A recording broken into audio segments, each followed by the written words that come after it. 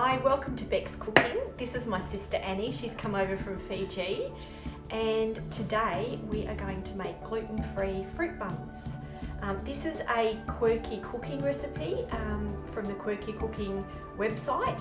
I've made a couple of changes because I don't have all of her ingredients. And what I've also done is I've pre-ground the flours. So the brown and white rice flour I pre-ground on speed 9 for 1.5 minutes. I also made my own glutinous rice flour, and I did that by adding some of the arrowroot flour and also grinding that for 1.5 minutes on speed 9 as well. So we'll get the ingredients and get cooking. Why did you make your own flour? Well, because it's supposed to be healthier. That's what they tell me in the books, so that's why I make my own flour. That's a pre-ground flour there. So we will add this. That's a very good question though, Annie. Thank you for asking it. Apparently, when you grind your own flour, you get all the husks and everything in the grain, and that's supposed to be better for you. That's a good job. It's also cheaper too. Yeah.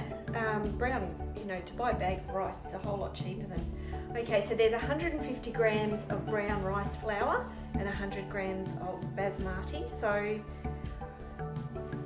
why did you choose basmati rice? Because that's what the recipe said. Okay. I always obey the recipe. So we've put that in, and then we've got to peel the rind of an orange. So could you peel that with the peeler, please? Straight into here. The whole thing? Whole thing.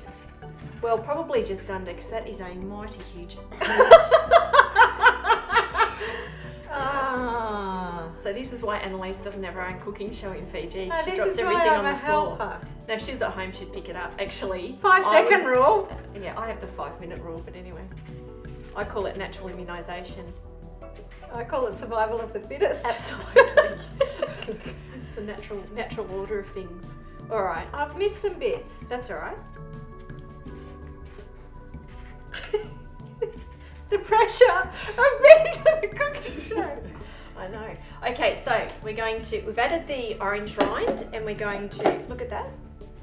So I'll just show. Oh, not me. This is what Sol made. Yes, so I wanted you to see it as well, because this is amazing. I get so excited every time this happens with the, so we're going to put it on.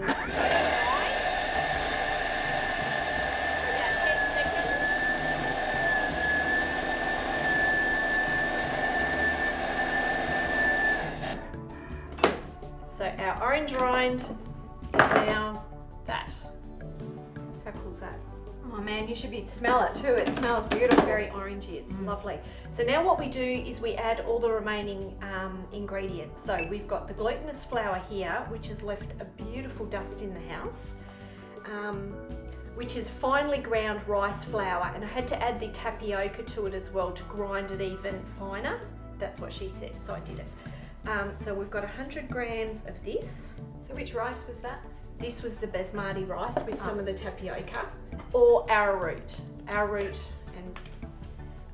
or Do you need a spoon? tapioca is the same. And then we've got 160 grams of the tapioca flour.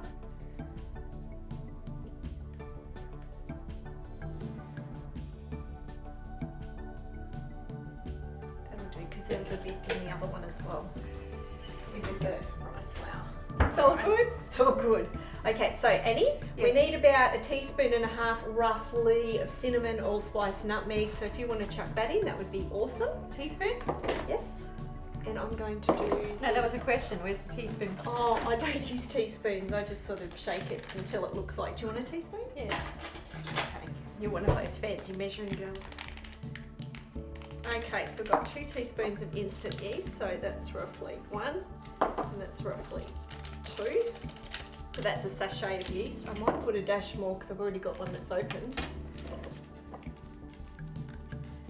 Okay. 1.5 teaspoons of sea salt.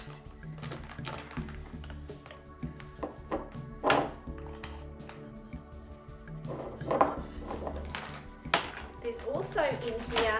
What about the vanilla? Oh, sorry. Oh, we don't actually use it. I don't know why I put it out. I thought I'd read vanilla, but I didn't read it properly. What's that? This is stevia, which is a sugar substitute. So there's 1/2 teaspoon of that, because you don't want to overdo it. It's pretty strong. We are also supposed to put in Rapadura sugar, which I don't have, I'm going to add maple syrup. But because maple syrup's a liquid, I'm going to add it to the liquids at the end of this. So we've got the, and the xanthan gum. We haven't done that yet, have we? No. So we need 2 teaspoons of xanthan gum. Why stevia and not like saccharin or whatever the equal or that kind of stuff? I don't know, because that's what the recipe said. I'm trying to be healthy. Okay. Basically what I'm trying to do with sweeteners is not have highly processed or refined sweeteners. So maple syrup's in its natural form. If you're going to go completely sugar-free, no, you wouldn't have maple syrup. You wouldn't have Rapadura either. But I'm trying to reduce the amount of sugar in our diet, and I'm trying to do it naturally, so not with refined sugar. Okay, so we add all of that in. So we've done the yeast, I think everything's in there, and then we're going to mix this for 6 to 10 seconds. Speed 6 for 10 seconds. Got all the dry ingredients in here, mixed beautifully, and then we add the wet ingredients. So we're going to add, first of all, some maple syrup. So if you could grab me the pure maple syrup. Now this is a bit of a guess because it was 20 grams of Rapadura. I don't know how much 20 grams of maple syrup is. That's about 2 tablespoons.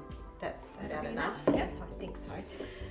And then we need 200 grams of soy milk. I'm going to add 250 because it says with water. So all up there's 400 grams of water. So that's 400. Of liquid? Yeah, of liquid, yes. Then we need a tablespoon of apple cider vinegar. So, yep. Apple cider vinegar. That looks like a dessert spoon. Soup spoon. There we go. Dessert spoon. So a tablespoon is what, 2 of these? I think it's just 1, isn't it? And a bit in front, yeah, that'll do. Okay, and what's the other thing here? Eggs? Oh, butter. It says macadamia oil or butter, and we need 50 grams. I don't have any macadamia oil, and because Annabelle's allergic to nuts, yeah, you wouldn't put it in anyway. I wouldn't put it in, so if you've got a nut allergy. Unless you like taking trips to emergency. Well, we do actually. Well, you're good at it too. In 1 week, we had 2 trips to emergency. You didn't time them very well though. We seem to finish in the early wee hours of the morning. I know. I don't think it matters what time you go to the emergency at the hospital. I think you always finish at the wee hours of the morning, don't you? What's this? Okay, so it's 50 grams. Sorry. Oh yeah, I'm supposed to add that. Thank you. This is instead of, I don't have any gar gum. So I read somewhere that if you put chia seeds in water and leave it, then that's a good replacement for gar gum. We will see. So put that over there. Yeah. Oh, and 2 eggs. Yes, thank you. Oh no, we've got to mix this first at 37 degrees. Now, so we press the time. So it's 37 degrees. Let's have a look. For 2 minutes. So I go 1, 2 minutes, 37 degrees. Lock that in place, and it's steamed. So Annie, we have, the butter has melted and that has mixed for 2 minutes. We've got to add 2 eggs to this, please. I can do that, seeing that I haven't really done much. Excellent. And the viewers think I'm useless. No, they don't. They would like to see you in a grass skirt though. Can be arranged, I'm sure. for a small fee. For a small fee. Okay, so we're going to mix that on speed 5 until that's mixed. That looks mixed. Okay, and now we're going to add the dry ingredients and also the currants and the mixed fruit. It says to put currants and sultanas. You can pretty much put whatever you'd like. So you could put in cranberries, you could put in dried blueberries, you could whatever you wanted. It's childproof. It's childproof. It is indeed. There we go. Alright. So about 100 grams of each, but you can put in really as much as you like. It's quite nice having it quite fruity. And okay, then, my turn. yeah. Okay, so just I think put the rest in because I don't. Look, perfect. Oh, I got to see that. Yep, beautiful. Okay. Now what I have found with making this before in the thermomix is when you mix this, because you mix it on speed 3 on reverse so it doesn't chop everything up, is that I found all the fruit was at the bottom when I was putting out the rolls. So really make sure you do a bit of a scrape around beforehand before you start serving it up. So we'll put that on. So on reverse, that's the reverse button there. Oh, so it's not going to chop the fruit up? That's right. It's brilliant. Now I'm just going to use this just to help mix it along. Why does that not get chopped up while you mix it? Because you can't put it in any further than that, and that means it's not hitting the blades. It's really quite ingenious. It still feels wrong though, putting it in, I've got to say.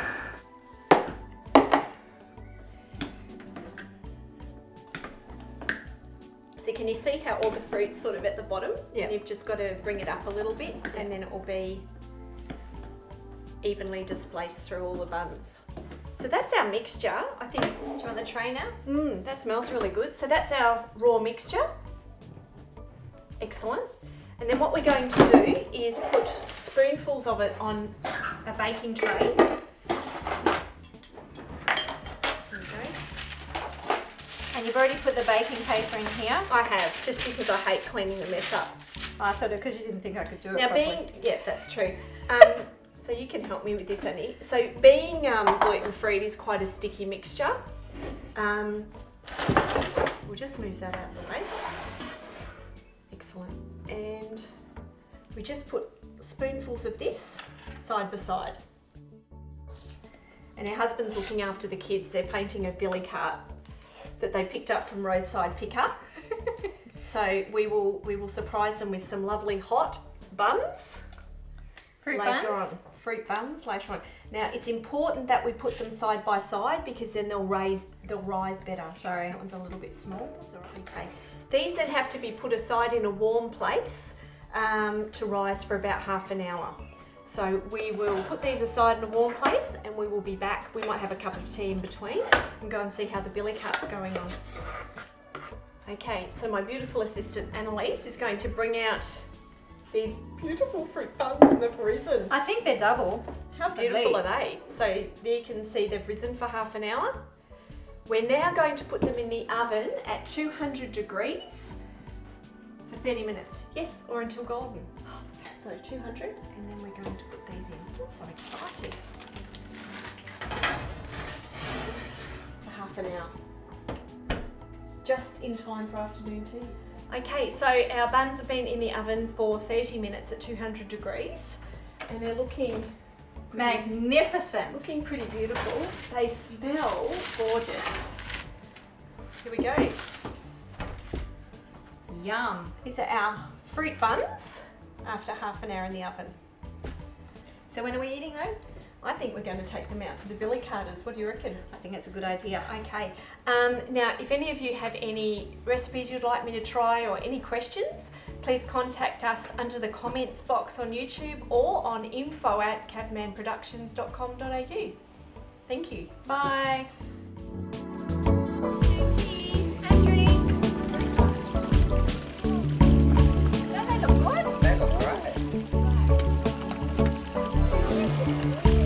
Yummy.